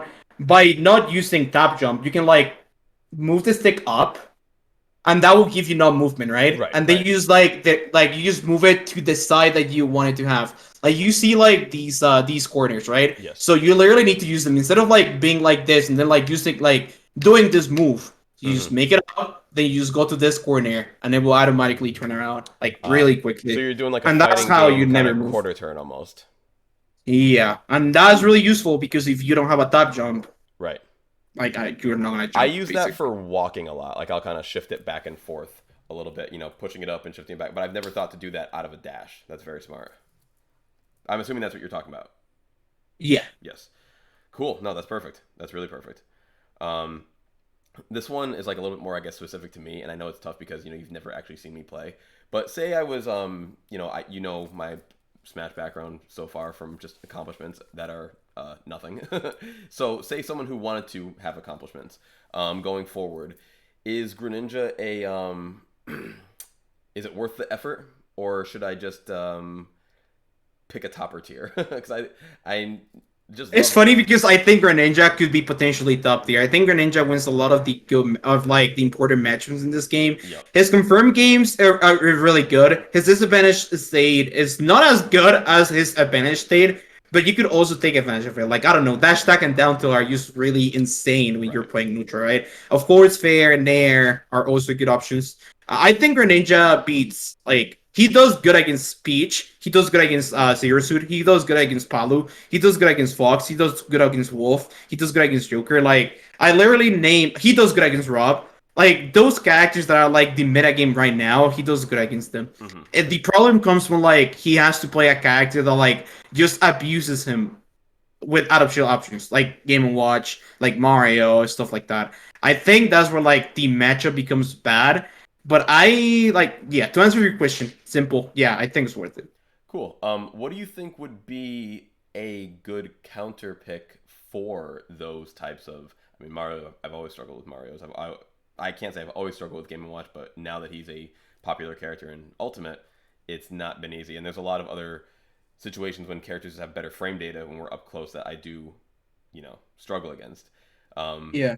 in a one archetype that I have a lot of trouble against with is Zoner specifically. If I can't get close enough to maybe use my, at least they made counter good in this game, so that's my only real benefit. Given, but getting in against most zoners who say like a Richter, oh my god, I can't like playing against Simon Richter is so because Yeah. they outrange me in every way, and then they be out of shield as soon as I get in. So what do you think would be a good counter pick to match any of the If you want to counterpick everything, like the archetypes that we said, Richter, I think Richter is also like a really big problem just because of the projectiles. But I like the thing you said about his up B is probably the most important thing because like what he does is forcing you to jump, right? I mean, Greninja has a really good jump, but yes? like he forces you to jump, then you land in front of him. If you don't, you get hit by one of his projectiles, right? But like if you land in his shield, then you get up out of shield. It's kind of like the thing that I was saying about Mario and this Game and Watch character, but in a different way because you actually have to deal with the projectiles, right? The Right. same goes to Pac-Man. I think Oh Pac-Man is yeah, also a the really hydrant hard is such a character. pain in the butt, dude. It's like it's just the hydrant. If he couldn't set down like his invincible Minecraft blocks, not invincible, but like the HP on him is, I have to hit him with two smash attacks. It's just annoying. So, and Yeah, it especially is. It is really bad. if he does it, I don't know how to word it. Say he goes under a platform and then puts it slightly before it, he creates like a little house for himself. Yeah, yeah, he does. So if you want to beat all those characters, I will give you three characters that you might want to play. Say hero, say Uh, hero, say hero. I'm just kidding. Wolf, Wolf is Okay, one of them. okay. Wolf counterpicks every single zoner. And of course, he does good against like brawler characters, right? His combo game is amazing. Neutral, almost perfect. Kill confirms, almost perfect as well. Range, insane. That's great because Uh I love playing Wolf, and I was even going to ask you later if like what you thought of Wolf's viability in the current meta. So awesome! oh yeah, You already it's answered it for me. Perfect. and then Lucina. Lucina is also imagine that Lucina is just Wolf with a sword and like a little bit less of air drift. And instead of being a fast bowler, she's a floaty character with like a better out of shield option. That's not like frame 9, that's like frame 4, Okay, right? what about Snake, bro? Because like I play Lucina and I play Wolf and I play Greninja, and like I feel like Snake destroys me in all of those matchups. Wolf should be able to do He it. just crouches under me. He crouches under my blaster and then keeps throwing all his nonsense at me. Yeah, that's what I was gonna say. That it's still pretty hard. I mean, of course you can play a different character, but I think Wolf should be enough. Mm-hmm. I mean, it's like you said, the matchup and the stage is gonna be really complicated for Wolf. And of course, Wolf doesn't really have any disjoints. I mean, he does have a lot of priority in his moves, but disjoints, he doesn't really have many, and that's why he's always gonna get hit by the grenade every time you try to hit a snake, right? Mm-hmm. And that's also gonna be bad. And like being above someone as Wolf is usually like your favorite spot because you could get fair and nair and like well, it's safe from shield. But his Snake is just different because he's not really trying to punish you with an optional option, right? He's just trying to like condition those options to I just should have said keep him getting you before little by when little. I was thinking about Simon Richter because he's like the better version of them.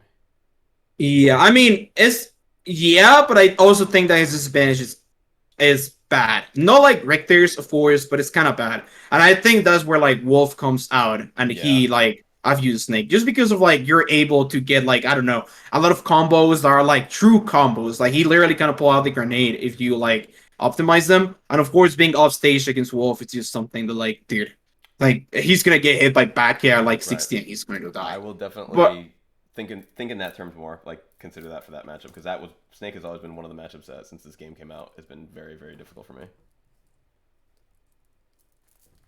yeah. And Um, then Lucina, I don't like the Lucina Snake matchup, so you should definitely you just be careful with like how you approach. Of course, if you make it really predictable with your laser, that's gonna be bad. Try to shoot the laser when he's grabbing the grenade, right? When he has mhm. the grenade on hand. If he doesn't have it, he's like gonna crouch and then he's gonna throw it to you. But if he has it on hand, I think it's way harder for him because if he takes time to dodge the laser, like the grenade is gonna explode. It might not hit him, but it's gonna damage his shield. And that's where like he will start getting shell poke, and that's where like Wolf shines, right? Because Yep. like he can just land above him and like he will get hit not only by the nair shield poking but also by the grenade. And if he doesn't have the grenade on hand, just because he got shield poke, he's gonna start getting comboing, right? Yep. And that's when he gets off stage and like yeah. Just don't try to get a snake above you. I think that's like probably the worst thing you can do. Always try to get a snake. Like if you want to abuse snake's disadvantage, it gotta be off stage, like most of the time. Right. Right. Let's see. What did I have written down? Oh, this is one thing that always has been like a bit of not always is in Smash 4. I don't know why. Just maybe because I didn't face a lot of Greninjas. But in this game, there's more Greninjas, and when I play, a lot of characters, I face the Ditto a lot. The Ditto has always been tough for me. Like no matter who I play, I've always had like a bit of a mental block. How do you feel like when you play like another Joker? Do you feel like, oh man, I know this character inside and out, so I got this, or is there some kind of, they've got my It options? depends. It's like you said. I mean, there's nothing worse, bro, than losing against your own character. Nothing worse. But I also think that like I mean to be honest I didn't used to suffer from that, but now that I've been playing online a little bit more, I really find it really complicated fighting against the same character. I really find it really complicated to play Nadero, and it is basically because of like I don't know, like it's just really hard and like they do different things than I do, and it's just gonna be really complicated. The way I used to look at it was like, all right, uh if you are playing a character that I play as well, I'm just gonna go for it, and I'm just gonna do the same things that you do. Of course, neutral game is gonna be different. We're not gonna be the same, right? But Hmm. like, if you go for a combo that does like 60%, that means that I will do for the same combo that does 60%. And that's the worst thing about it because I think that most of the time the worst player wins the Ditto, and I think that's really hard because of like, I mean, you're just doing something and playing neutral so naturally that like then something comes out, you start getting desperate, and then like you lose, right? Yep. And I think that's something that I mean that I didn't care about before, but now I care because I'm just like, dude, what the fuck? Like Right. I'm doing this and it doesn't work. Why should I do? Should I switch characters? And like I don't really like playing Dittos anymore. If I'm being honest, like you have to switch. And the fact that like I don't know if you told me, hey bro, but I want to play Greninja against them because I want to show that I'm the best at the Ditto. That's the first fucking mistake, bro. If you if you don't like get away from your pride of being the best Greninja or like winning Greninja Dittos, you will keep losing every time, and it will just make you feel worse and more Hmm. frustrating when you start losing, right? So I mean, the way I see it is just like that, dude. Like if you want to play Ditto, you literally gotta leave your pride away. Like you don't need pride in that matchup because you will lose. No, 100%, 100%. Um, this is a weird one, but I just was curious about your mindset. Like, what do you feel like you need to work on in your game? Because like I watch you and I'm like, I just think he's like so like I couldn't possibly imagine like what else more you What can you can do. get better at? But I like, think I can get. I think I can get better at it. I don't really think it's something in specific, but I think I need to get better at uh like seeing the game not only as a player but seeing the game as a coach as well. And that's why I really like doing the meta fight lessons because like you will not imagine how much I've learned from like bad players just because I've seen their mistakes. And like there's just like a lot of mistakes and like I just learned like the pattern of it. Like I just know when someone's gonna do this thing. Like of course, if I used to know that before, I know it even more right now because I'm just like, all right, this guy does this, does this, does like he does that right a lot. So I'm pretty sure that he's gonna do that too. So I'm just gonna go for it. I think viewing the game as a viewer, like a spectator, coach, whatever, and a player is completely different. I think that's what I need to work on. I'll be lying if I tell you that I know exactly what I need to get better at, and I'm just waiting for it. I'm just waiting for it. Yeah, fair, fair. Um, what do you think like the current top? I don't know. I feel dumb if you've put out a tier list lately. Have you put out a tier list lately?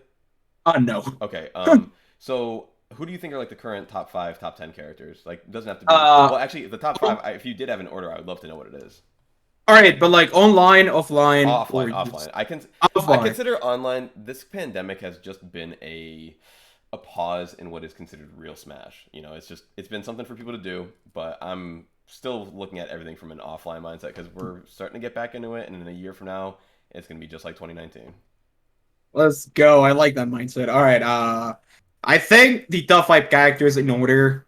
I think Pika is the best. Mm-hmm. I think I'm gonna give you reasonings for this as well. I think Pika's neutral game is almost perfect. Like if you think that Wolf and Lucina's neutral game is perfect, like Pika's neutral game, it becomes a little bit better because every time he wants to hit you, like he might not have like the biggest range in the game, right? But like every time he tries to hit you, his hitbox, I mean his hardbox become way smaller than any other hitbox in the game. So like he's gonna pancake through every single thing. And like, oh, guess what?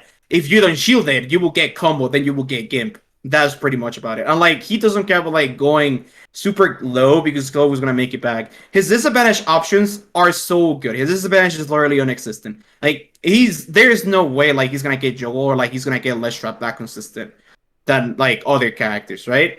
Mm-hmm. And I mean his projectile game is good. His recovery is amazing. Out of shield is really good. Combo game is good. Grab combo is good. Out of shield options are also pretty decent. Confirms from the air, confirms from the ground, and like just the pancakes thing. I think pancake is just fucking broken. I also believe that his combo game a low percentage is really good.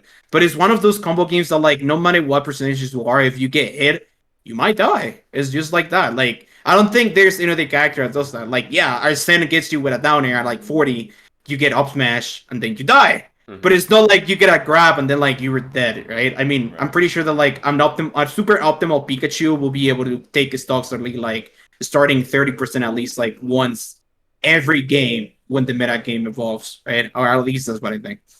No, that's awesome, and Uh, I love to play Pikachu too. So you're making me like question my life now. I think of course I don't want to forget about this, but I think he's hard to play. Like he's hard to master for Right. sure. Of course. Yeah. I SD all the time. Uh, I think the second best character is Joker. I think the main reason why is because I do consider in this game there are four archetypes of characters. You were already talking about it with the Zoning characters. Mm-hmm. There are four different archetypes of characters. One that is the least important is pretty much the grapplers, right? Heavy characters like Charizard, like DK, can roll D3 and stuff like that. They are not really that important because they usually mix up like zoning, they mix up spacing, or like just combo gaming there, right? Mm-hmm. The second archetype is just movement that will lead into whiff punishing, Yep. right? Like really fast characters, rush down characters, zero suited Fox, a Greninja, a Squirtle, characters like that, right? The spacing characters, example, Lucina, Roy, Byleth, Cloud, stuff like that. And of course, the archetype of characters that I like the most, the combination of Brawler and the combination of hit my shield, you get punished. I like going like Yeah. that. Like Yeah. examples are like Game and Watch, Mario, Pac-Man, and stuff like that. But like what I want to get in here is that like there's a lot of characters that combine a lot of archetypes, and I feel that the character that does it the best is Joker. I'm gonna explain why.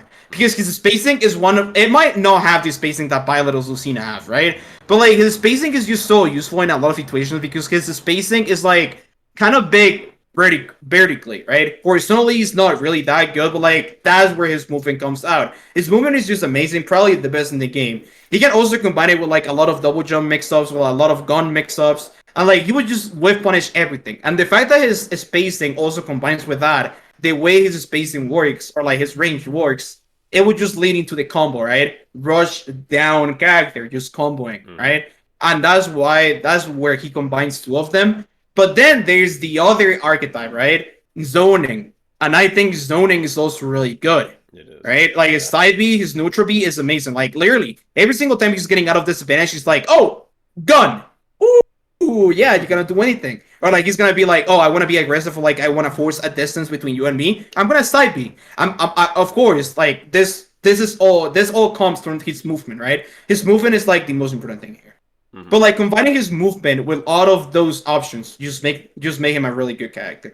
Of course, we're gonna name the fact that like he doesn't have really a good out of shield options, but like his attacks are really strong with our single out. It's the same character. Where's disadvantage? Yeah, but like I mean, he starts killing you really early. He grabs you 60, you die, or like you fucked up with one of your parries, you die. His spacing becomes better. His zoning becomes better. His combo game is amazing. He can even up B to like extend the combo. His edge guard game is really good. His flowchart on the ledge trap is amazing. Mm-hmm. Like it's just like that he has everything that a good character would like to have, right? Yep. But there's just like this thing that doesn't have that Pikachu have.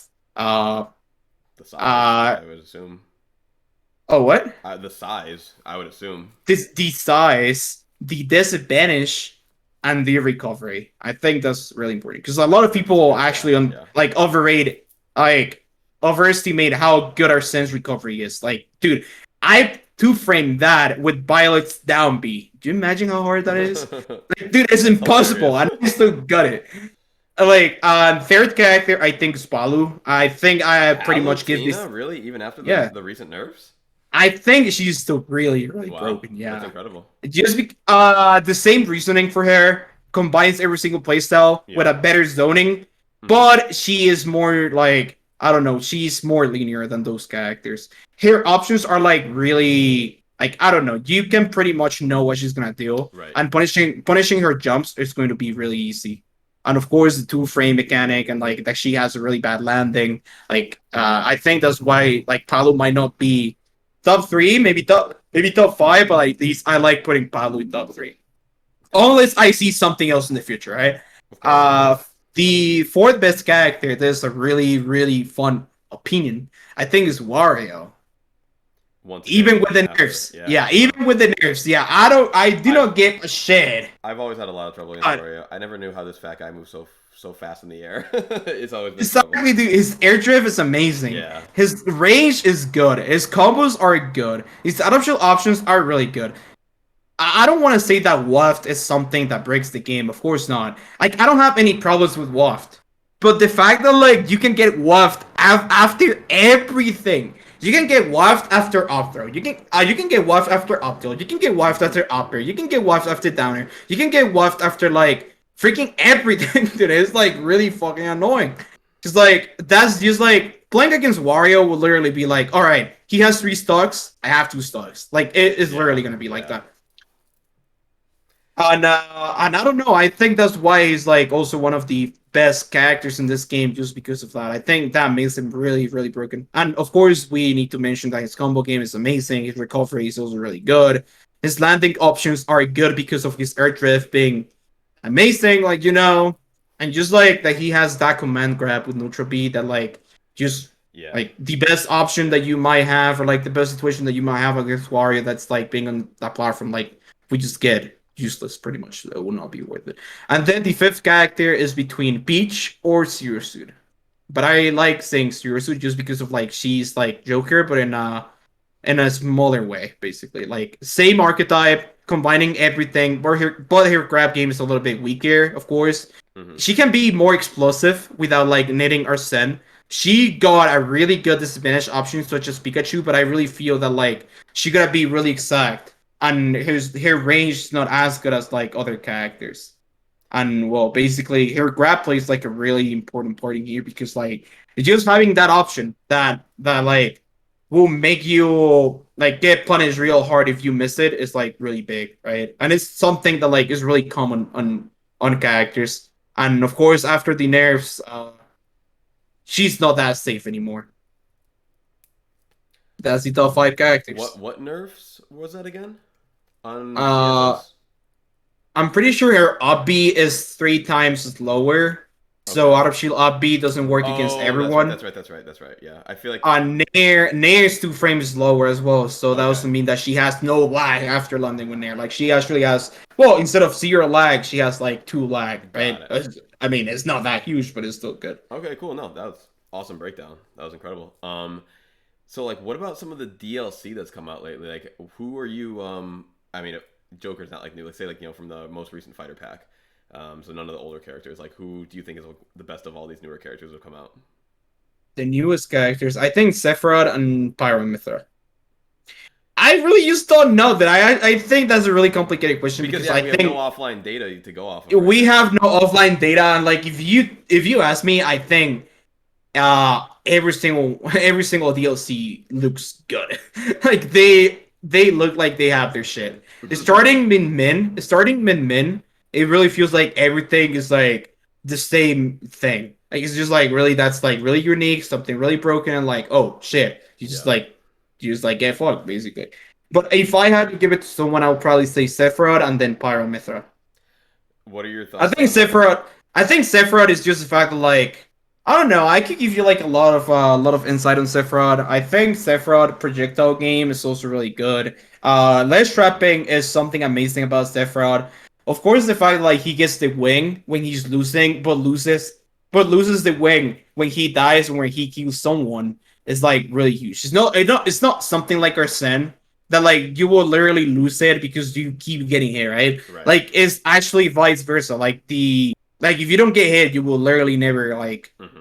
I like get away with it. Like I've seen Sephiroth players make comebacks like I don't know, it will be bad. Like it will actually be really bad because like it's dumb. Because like Sephiroth gets the wing in the first stock, right? You die.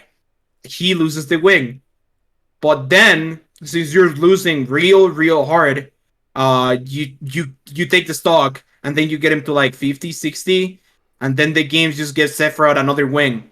And then he has it until he dies in a stock that he's 40% when Hmm. you're literally in your last stock. So like the only moment that he's gonna lose his stock is by like losing his second stock that will literally give him another wing in the last stock, or just losing the game. And I think that's really broken. I think on unlike Joker, I think his disadvantage gets better when the wing is out. Having a third jump and just being faster in general is just like really amazing. Hmm. His offstage game, his grounded game is better. His combo game is also better. The only thing that I will not give Sephiroth is frame data. I think his frame data is super weak compared to other characters. I even think that Pilot has a faster frame data, but it's just that like his movement compensates all of that, right? I was On even gonna say, like, do you think if the Byleth experiment doesn't pan out, will you try? He just seems like such a similar long sword kind of, back to the archetype, just with more projectiles.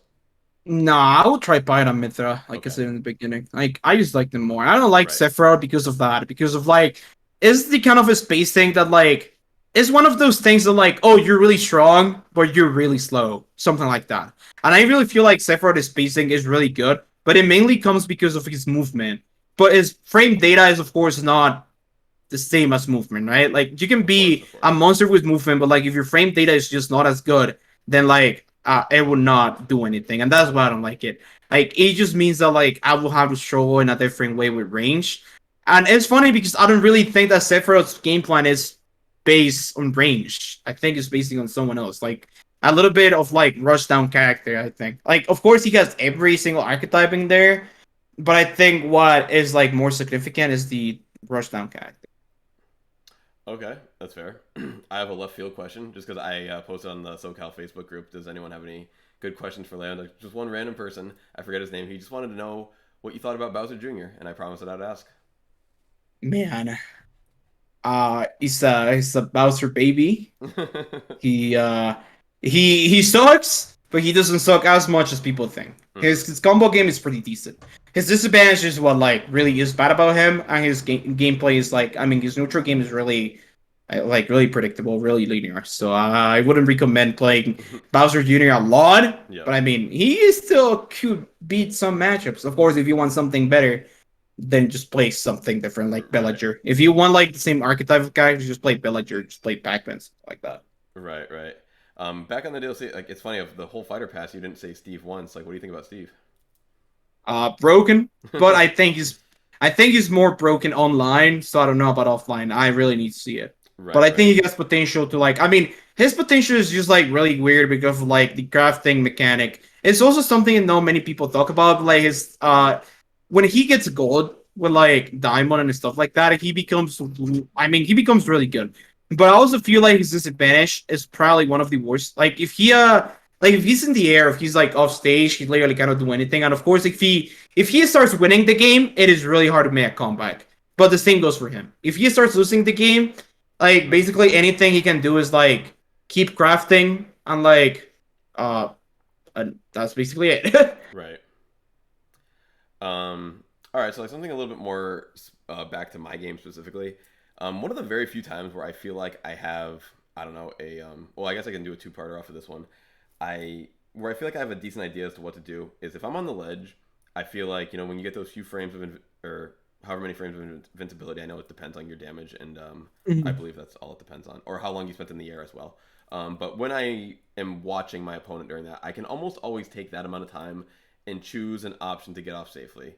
If they're doing X, I'll do Y, and I feel like I'm pretty good at that.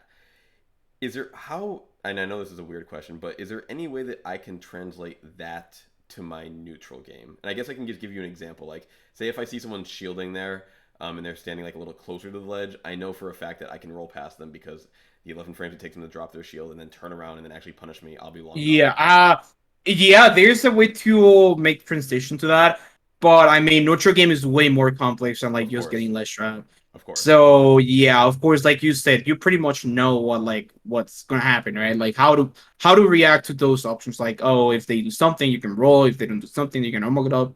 Just like But for example, like, like if I see a neutral, I'm playing like an Inkling, and I see them spamming back air, and I'm playing Greninja, like I just don't know what to do against that. Like until they stop spamming it, I feel like I either have to really kind of open myself up and jump over them, or run up and shield and make it seem like they're. I Um, mean, there's like a lot of things that you can do against that. I'm pretty sure. I mean, you can like first thing that comes to my mind is like shoot the shuriken, right? Like mhm. use your shuriken to like stop that movement. And the backer, I don't think is gonna beat your shuriken, so you should be all right. Every time she lands, she's gonna get hit by it at least like 4 or 5%. It's not gonna be huge, but it's still something that like makes you have stage control.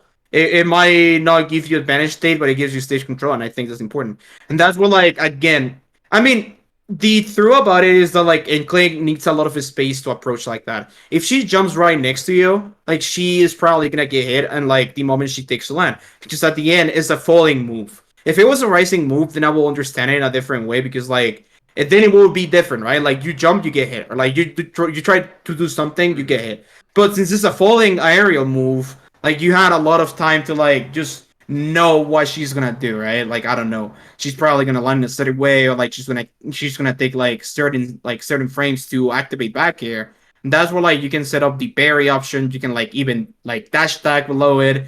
You can like run away. You can like bury it into grab. Like you can do a lot of things.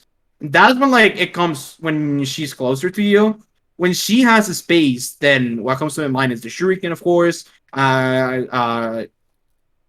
Shield, parry, dash attack below her, maybe jump and like try to go over it, land when there, things like that. I mean, Inkling's back air, to be honest, it's a really good option. But I'm pretty sure that like just because you're faster than her, you should be able to punch it. The bad thing is that like Greninja needs to be grounded most of the time, so pretty much fair. It's not gonna work against back air because it's gonna trade, and then you're gonna like lose that interaction because I mean you cannot really do anything after fair, but she can just like grab you, jab you, or stuff like that. Mhm. And if you jump, then that will be predictable because of like I mean if she realized that, then she would just parry and like grab you and stuff like that, right? But you also gotta consider that she has no out of shield options. So if you use shielded and then like just wait for some action from the income player, I think you should be all set. Because like remember what I said about like just like forcing her to be like right next to you because her landing backer is not gonna be as effective. Like Mhm. she will have to do something else. That's why you're trying to condition when you run up and shield, right? Like you know that there's a lot of space between you, but like the moment you shield it doesn't really mean that like something's gonna happen to you. It means that she's gonna take an option after that, right? Because she doesn't want to be in that position. I mean, she's an Inkling player. I mean, the Inkling knows what's convenient for the Inkling, right? So the Inkling player is gonna know that it's not a good spot. So the Inkling is gonna try to like do an action, and that's where you can punch. Like punish the action that comes after the back air. That's what I'm saying.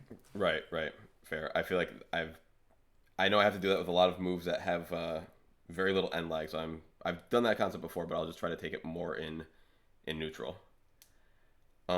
Speaking about neutral, one thing that I know that I used to do when I was more of a beginning player, and that I know a lot of beginning players do, is I would look at my character way too much and not enough of my opponent.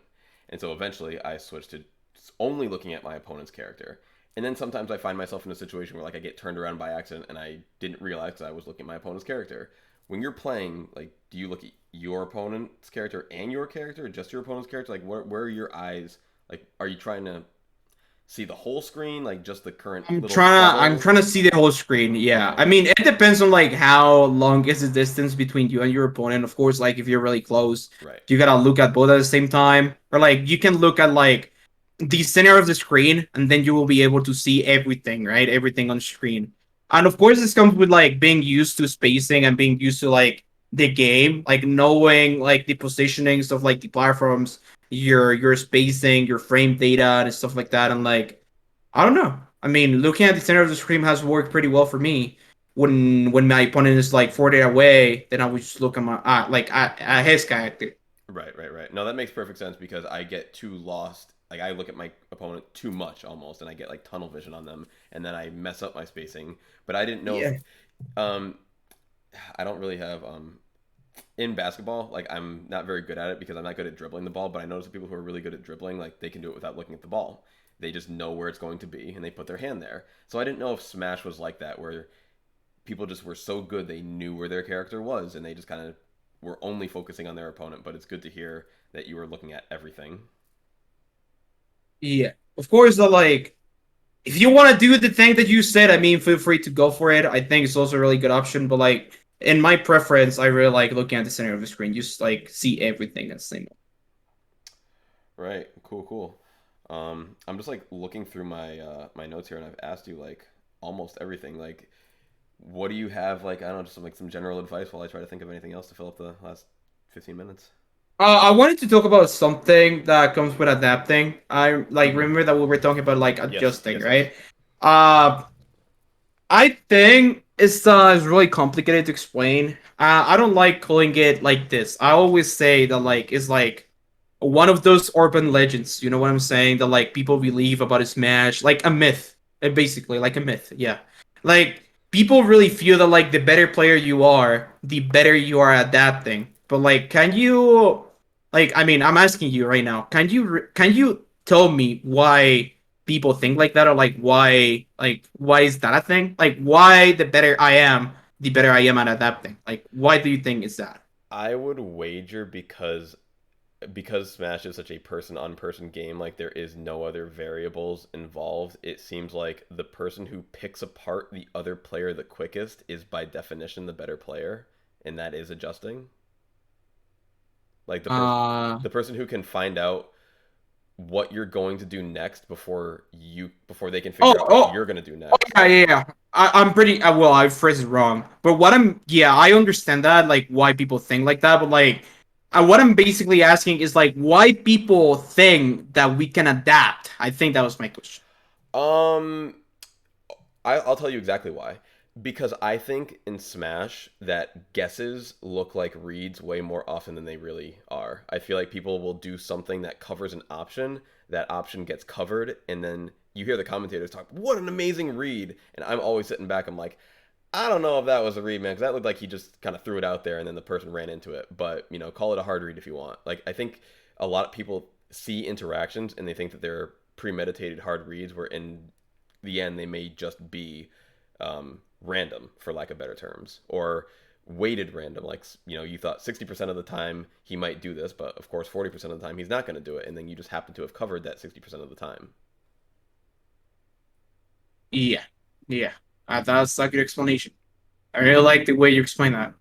And to be honest, dude, that's a lot of I played a lot of people that are like, "Yo, did you see that? That was a nice read." I'm just like, "Come on, bro, you know that you didn't read that, but you know that you Right. got lucky because you were trying to do something, right?" Right.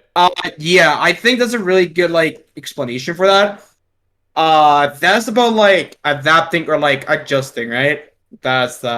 That's my question. Like, why You're can't saying it's players? yeah, I can tell what you're getting at. You're saying like there's a lot less adjusting going on than you think. It's more of like this work has been done away from the game and we're just out here almost performing a dance and my dance just happens to beat your dance. Yeah, you're getting it really well. You're actually getting it really well. There's just something that you're missing. There's just something that you're missing that I think is really important. That a lot of people think that that's adapting, but in reality, it's not adapting, and that comes with experience. Everything you said is really important. It's like actually really good. The fact that like some reads are just like guesses or stuff like that, or like just like conditioning options and stuff like that, or like just the fact that like I'm making you play my game basically. Like I'm Mm-hmm. doing this, so I'm gonna make you play the game. But what I'm trying to get from too is like why it happens, and I'm gonna explain it, or at least that's what I think. A lot of people are always like, "Yo, bro, do you see that? Oh, that was fucking insane," but they never think about like what's behind it. Like you already said, is yours a conditioning option that looks like a read or guess? That was perfect. And then like the fact that you make other people play your game because you're just like more, let's say, I don't really know how to explain this, but like you're just aggressive, right? Like you're just like the leader of the game. I kind of like to see it like that. It's when like a cat, like I don't know, there's like a cat, right? That has a cat, like it's his friend, basically. But like the one cat does what the other cat does. You know Mm-hmm. what I'm saying? Yeah. And it's because of like he's the leader of like those two cats. You know what I'm saying? It's kind of like that. So basically, when you're playing, you gotta look at like who's the strongest player. Being the strongest player in that thing or like in that let's say skill, it's not really what like makes you better than the other player. I think that's wrong. I don't think the better you adapt, the better you are as a player. I just think that like you just have more experience dealing with those options, and of course you just have like a more important game plan and like a more like and a stronger game plan basically that like makes people believe that they just kind of control the game because you're already controlling it. You know what I'm saying? Right. Because you're just like the one that is started the dance literally, just like you Mm-hmm. said. Like it doesn't mean that you cannot really put them in disadvantage or like gain a six control, but like the game is gonna flow as they want, right? And I can give you a lot of examples. Like a lot of games that I won before haven't gone my way because like to be honest, I'm the one trying to like get them to the spot where like I want to be. They are usually Yeah. winning because like their playstyle is like more natural, I guess. And but the thing here comes with experience. A lot of people see like, oh, he adapted, bro. Oh my god, he learned. He lose one matchup and then the next time he wins it. But it's not because we adapted. It's because we Mm-hmm. gain experience. You know what I'm saying? Right. It's like, I mean, I'm pretty sure you've seen that a lot. But like when there's a new Japanese player or like European player, whatever, coming to the US with a really weird character, everyone is like, "Oh my god, he's so good! How's he beating Tweak? How's he beating Void? Like stuff like that." They're always like, they get really fucking excited because of like, because we don't know something. You know what I'm Right. saying? Like Because we have never experienced that. like So the what I'm not the Pac-Man T, but the Link T. Like who plays exactly Link? Who plays Link? Exactly, and that's what I'm trying to get. The moment we got the experience against the Link, we were able to beat him. Right. That's what I'm trying to get. Adapting is not really about like, oh, dude, yeah, I figured out what he's gonna Mm. do next. Even though he only did it once, I already know it. It doesn't work like that. In my opinion, it works as like, oh, you just have a lot of experience, and like imagine that like your experience is like a memory card. You know what I'm saying? Yes. Yes. Where Yes. you save everything, every single match, every single experience about every single game plan, every single character, every single person, and then like when you have to use it, your head is just like, all right, I know this. I'm just gonna like activate it. I'm just gonna like put the CD into my hands, and I'm gonna play like if it was this, like if it was like this, the thing that I was gonna play, like the dance that I'm playing at this moment, Mm-hmm. right? And I think it is because of that. I'm getting a lot of people asking, "Hey, Leo, how do you do to adapt to this option? Like what was your thought process?" And in reality, dude, all I did was just like, "Oh, I've been in this position before. I know that he's gonna go for this thing again, Mm-hmm. so I'm just gonna act." like because I know it already. I find it really, really hard when someone adapts naturally. And I can give you like a lot of examples. And the perfect example is like when a weird character comes to the US, everyone loses to it.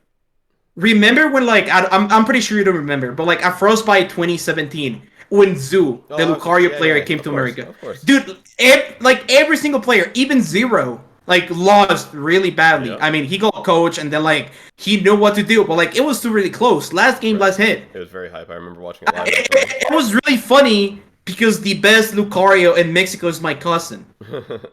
And I used to play with him a lot. And I remember that like I was in the venue just being like, dude, why do people get hit by that? Or like why are they losing to it? Right. And I remember the first time I fought Sue, dude, I destroyed his ass. It Hmm. was so bad, and people were like, dude, how did you do that? And I was like, dude, because I know it. Because I've experienced that. And I can give you Right. that example as like it's just not about adapting, because that's really hard even for the best player. Mm. It's just about like you already know that, it's in your head, and you just use it. No, that's incredible. So it's you're adapting to the matchup and the character, not necessarily picking apart the person like so many of us want to believe or do believe. Exactly, dude. No, that's It's awesome. really interesting. That's actually It's really, a really great. interesting. It's actually a very inspiring way to look at it because the adaption thing is almost like it seems like an impossible. It's some things you can't teach. Like some people are really good at math, some people are really good at art, and it's like it's really hard to teach one the other one. And but what you said is very teachable. Experience is not hard. All you do is do and memorize and go out of your way to study. It's essentially saying um, we don't adapt as much as we just study really hard and try to not forget our mistakes. Yeah. So when someone says, "Yo, bro, you see that, right? He adapted," it's probably a lie. We Yeah, didn't adapt. We used to study it, and like we learned it. right, right. But adapting is way hard. Like we're not like, dude, we have problems adapting to like I don't know, like the cold, the weather. Like, do you think that we're gonna be able to like our brain works so hard that like we're adapting to one thing that literally happened once when Right, right, there's right. like another 1,000 possibilities? Like it's hard. Like it's just like what we learn and then we use it. It's like when you go to school, basically. Yeah, no, that's perfect. Um, Only because I'm like running out of like decent questions. I saw in your Metafy that you won your first tournament at 8 years old. Like how did you win a tournament at 8 years old? I was barely like able to turn my computer on at 8 years old. Believe me, dude, I didn't know how to turn on my computer either. But I was good at Smash, and that's what mattered, So right? was that in I Brawl remember. or that must have been Was Brawl, that in right? Brawl? Yeah, that was in Brawl. I used Okay. to play Snake. Well, the story goes like this. Do you remember the Lucario player that I said was my cousin, right? Yep, He yep. used to be the best back in Brawl in entire Mexico. Oh wow. So, and my cousin Javi, his brother, and Mm-hmm. me, and of course my brother too, we used to play a lot, teams. We used to play like Search, Lucario, my brother, and then Javi and me. We were like the teammates in there. And I remember that like they used to go to a lot of tournaments. Of course, they were like really bad tournaments because of course we didn't even know how it worked. We used to play with items and stuff like that. Yep, yep. But then it was one tournament where like it was doubles tournament, no items, best of three. Mm-hmm. And we decided to go, and I remember Search Lucario losing, and Javi and me got to grand finals, and we lost against other team. But the week after that, there was another tournament organized by the same people, but this time it wasn't doubles, it was singles with no items, and it was single elimination. That was the hard thing about it. I remember that I beat everyone in my path, and I got to the grand finals against my cousin Javi with my teammate, Yep. and I won the tournament like that. It was like if you asked me, "Hey, bro, what do you think about it? Like, what was in your head?" Dude, I don't remember. I was a fucking kid. I was just playing, dude. Dude, I didn't even care about losing or winning. I literally was just playing, and I was having fun. I didn't even know that like it was single elimination. I didn't even know what was fucking single elimination, dude. Right, right, right. So I was just like playing. Of course, the players were really bad. That's why I won.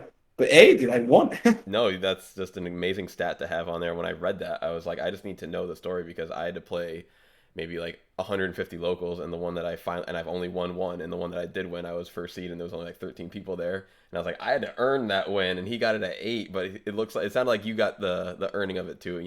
If you had that kind of top tier practice, that makes a lot more sense. But yeah, I guess like any final thoughts or closing words? 'Cause I don't really have anything written down. You This know, has been great. Like, thank you so much. First, like before you say anything, like, thank you so much. This has actually been so much because when I saw this, I was like, I just need to do it because I once again coming from the poker world, if I wanted to talk to the top poker players, it's going to cost me $2,000+ an hour, and I'm like, I got this is such a great value. I need to talk to them because you don't get to speak to the best in their respective field very often, and Smash has always been my thing. I've always been a huge fan, so thank you first of all. But yeah, anything that you want to close on? um, yeah, you're welcome. Don't worry about it. I don't know. I feel like it.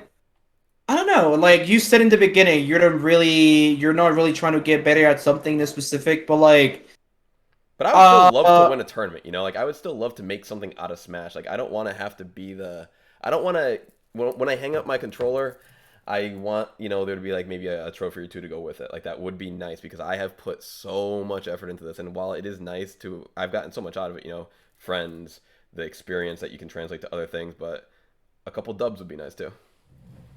of course, dude, the dub is always the best thing.